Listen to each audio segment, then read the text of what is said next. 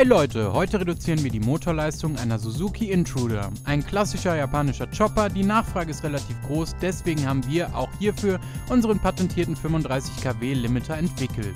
Um den Gaswegbegrenzer einzusetzen, lösen wir einfach diese beiden Schrauben, die die Gasgriffschale fixieren.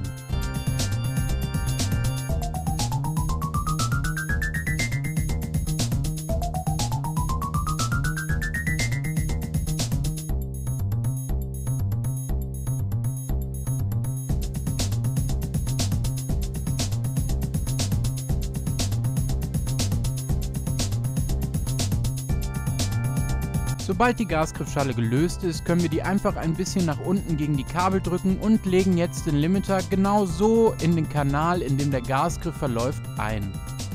Das war's auch schon, jetzt die Schrauben wieder ansetzen und festziehen.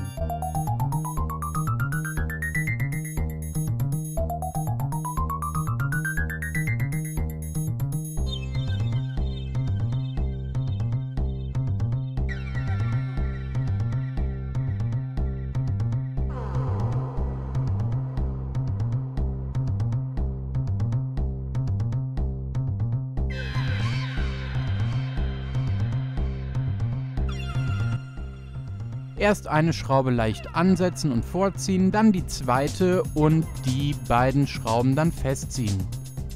Das war's auch schon, ihr habt das Motorrad erfolgreich auf 35 kW reduziert. Jetzt geht's zusammen mit unserem mitgelieferten Teilegutachten zu irgendeiner Prüfstelle, dem TÜV zum Beispiel oder der DK, und ihr lasst euch die technische Änderung bescheinigen. Also viel Spaß mit dem Motorrad und allzeit gute Fahrt!